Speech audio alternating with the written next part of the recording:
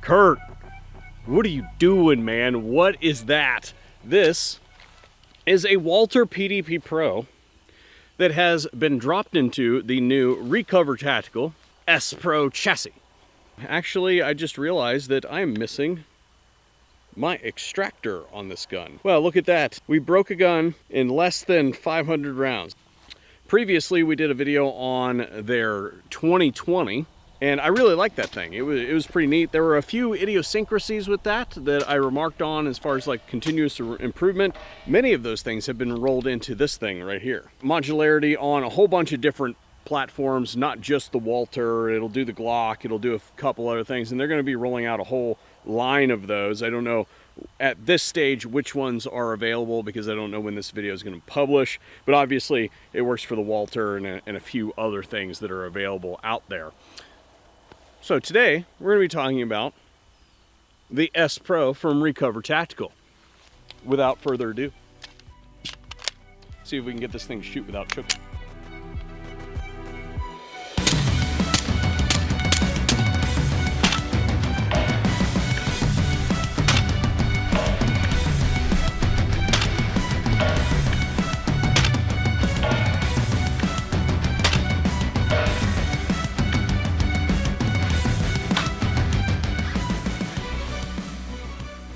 The S Pro is the newest gen pistol stabilizer from Recover Tactical.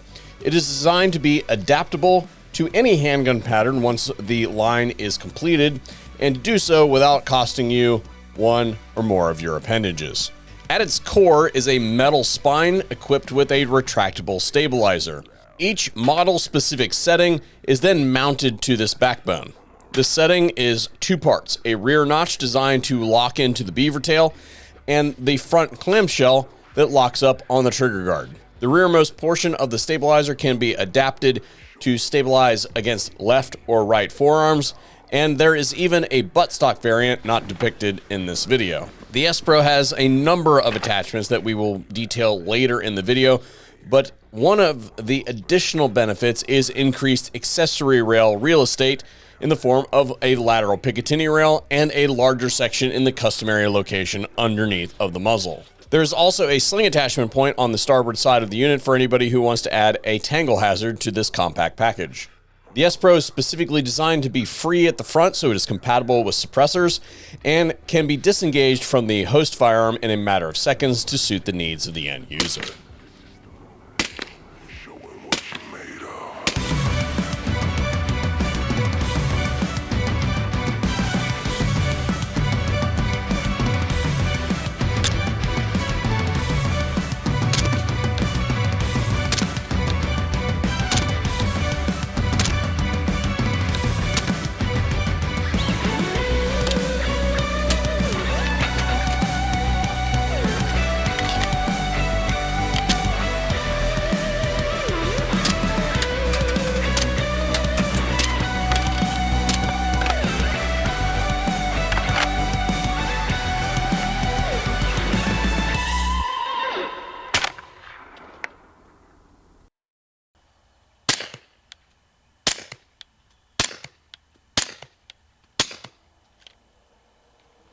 I got a whole bunch of folks out there bow hunting right now, and it just so happens the range is currently situated in the hot zone for all the large animals on the property that people want to actually stick with an arrow. So I thought it would be courteous today and just find a different spot on the property to film. So the S Pro.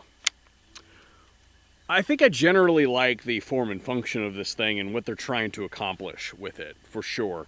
There are just a few idiosyncrasies with this thing that I kind of really wish they would have solicited feedback for before they went from prototype to, full production run, because there could have been like, hey, don't do that thing. So I'm going to take you on the saga of getting to today.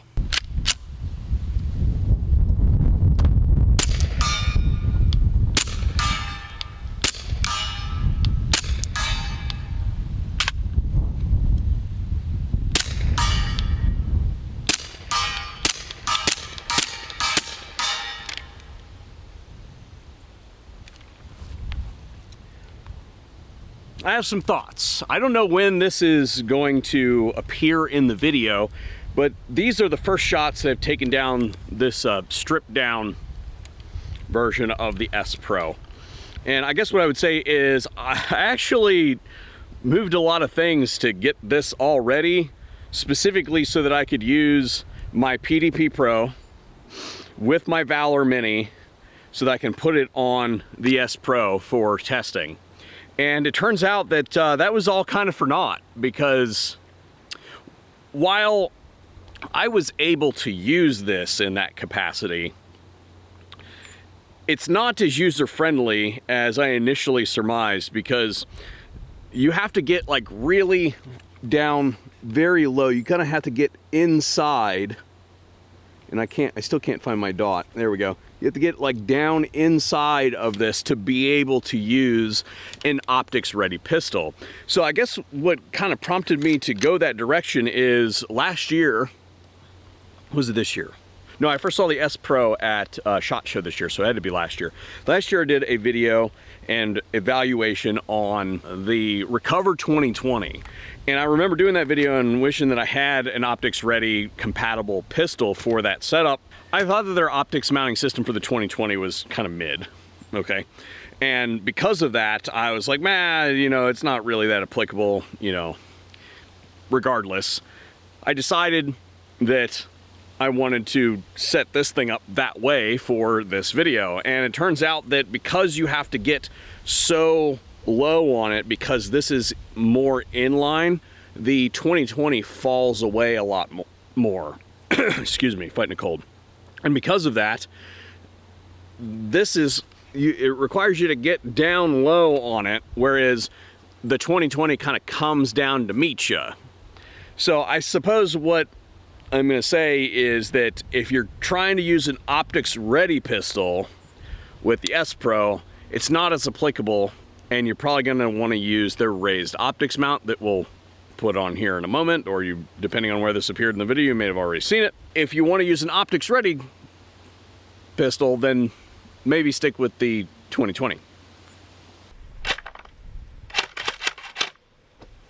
Unfathomable sadness, angst, disturbance, gnashing of teeth, and an entire other video. So I've moved the optic from the optics ready plate to the included optics rail for the S Pro, and we have an interference. The astute among you will notice that there's an interference there. So not compatible with raised suppressor sights, which is kind of important. So while I got this thing apart for maintenance, while we wait for the PDP Pro to get some replacement parts so that it'll actually run, I had a discussion with Recover, and it turns out that this is actually their new low mount. So this is a new product as of the filming of this video, a new add-on. This is the original part, and you can see that it is quite a bit taller, and there we have it. That should now clear those sights. While we wait, I've got a couple more bings and bobs I want to show you guys that integrate into this system that we're probably just not going to use in this video. The first one is this one. This is a shroud that goes over the end. It adds some gas pedals, which are nice, so a place to put your thumb and stop it, because again, with the gun in there, you're now very dangerously close to the end of the muzzle, and if you're being negligent, then you might have a problem. So having gas pedals on both sides is good. It adds 2 M-LOK slots and a blast shroud, as well as extends that Picatinny rail. You can see where the division is there. You get a little bit more Picatinny rail on that sucker. So there's that. And it also locks this into place, so you can't accidentally activate that switch. It's hidden behind this. So you have now 2 switches that you have to activate to get the weapon out, so it can't accidentally happen. So there's that thing. This one is a standard height sight shroud, so this goes over top of your slide and gives you a place to grab hold of it. We obviously don't need that because we set our guns up properly, so we don't need that thing. And then this one, this is an improvement, but all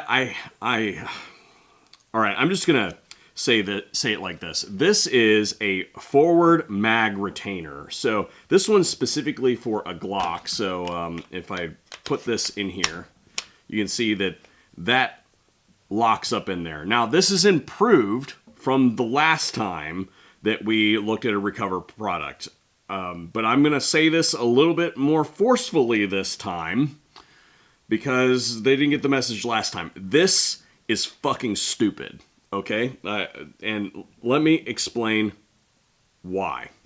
So, the improvements first are that it is now specific and it has a lockup tab. So, before it was just a press fit, and you basically flip that lever right there, and the magazine comes out. Okay, so before it was a press fit, and the press fits wear out and stuff like that. So this is an improved design. However, they did not listen to me last time. Putting this thing on this way, oh, it's tight. There it is.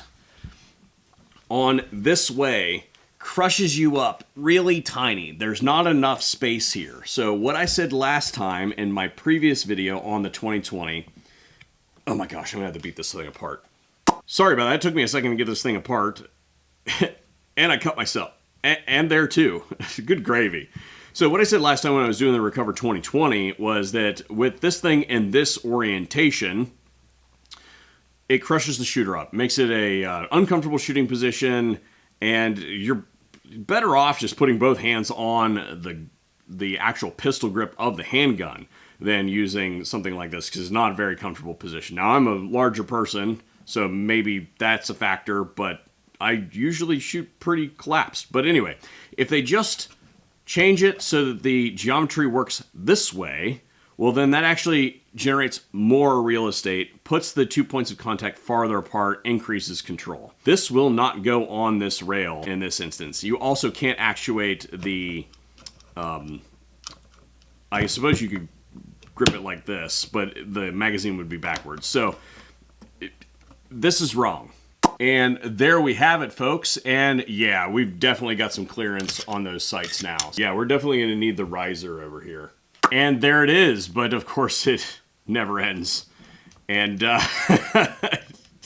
it won't lock because of the sights. Maybe if I pull up on it, yeah, I can't get it to lock. And that is the correct height. I'm going to see if I put it all the way up, if I can still use the sight. So with the cheek piece all the way up, it will clear the sights, but I can't get on the optic. Now, the Valor Mini is a lower profile optic. So, I mean, maybe with a little bit taller optic, you would be able to use the it fully extended. I've got it in the middle, and if I crush my face against this, then I can get on my reticle.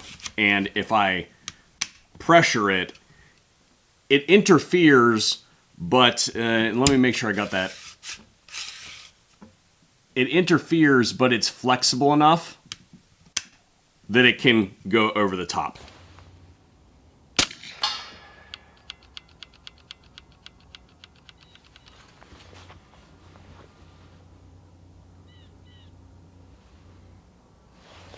I'll even throw them a bone and say, oh, look, it protects my rear sight.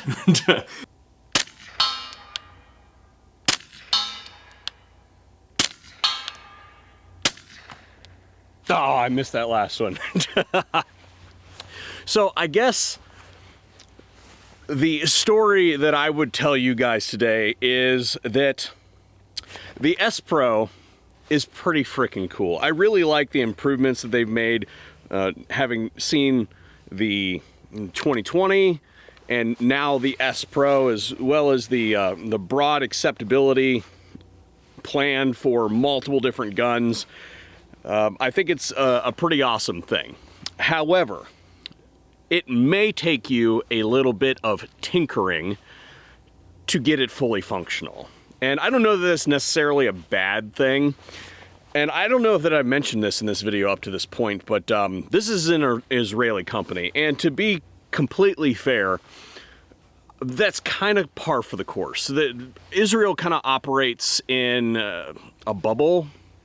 And there are just certain things that they don't do, or they may not be exposed to, because they may be partially sequestered from various aspects of the American market, that when they try to move products into the American market, there might be some idiosyncrasies that they just didn't account for. Every single Israeli company that I have ever worked with, that's, again, kind of the status quo. Anyway, if you have any questions, then sound off in the comment section down below. Customarily, I'll hang out for a couple days and answer questions pertaining specifically to my experience, but also I would say that Recover Tactical is one of those companies that hangs out in the comments.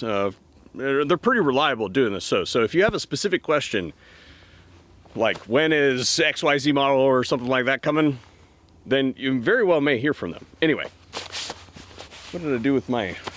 Oh, it's right there. My closeout magazine. Thanks for watching the VSO Gun Channel. Hopefully we'll see you on another one here pretty soon.